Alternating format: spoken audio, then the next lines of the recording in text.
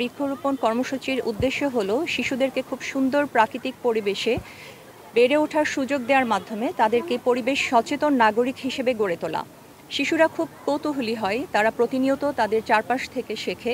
শিশুদের সর্বোচ্চ বিকাশ ঘটে যখন তারা খুব সমৃদ্ধ একটি প্রাকৃতিক পরিবেশ পায় বেড়ে ওঠার জন্য।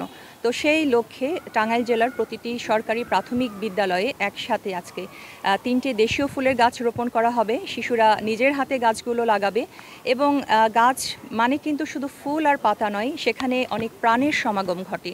বিভিন্ন পাখি আসে, প্রজাপতি, ফড়িং, মৌমাছি।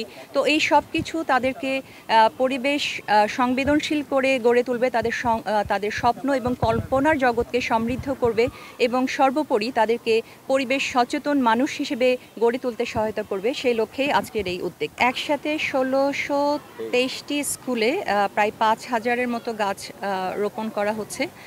মূলত স্কুল কর্তৃপক্ষ এই গাছগুলোকে রক্ষণাবেক্ষণ করবে, পাশাপাশি শিশুরাও, কারণ শিশুরা নিজেরা যেহেতু গাছগুলো রোপণ করেছে তাদেরও একটা দায়িত্ববোধ কাজ করবে এখানে। এবং আমাদের যে উদ্দেশ্য তাদেরকে পরিবেশ সচেতন নাগরিক হিসেবে গড়ে তোলা। তো আমার মনে হয় যে শিশুরাও বেড়ে উঠবে একই সাথে গাছেরাও।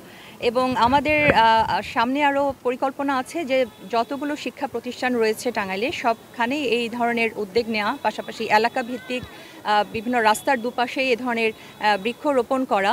টাঙ্গাইল ইতিহাস এবং ঐতিহ্যে সমৃদ্ধ আমরা জানি, তো এখন প্রাকৃতিক সৌন্দর্যে সমৃদ্ধ জেলায় যেন উন্নীত হতে পারে সেই লক্ষ্যেও আমাদের এই আয়োজন।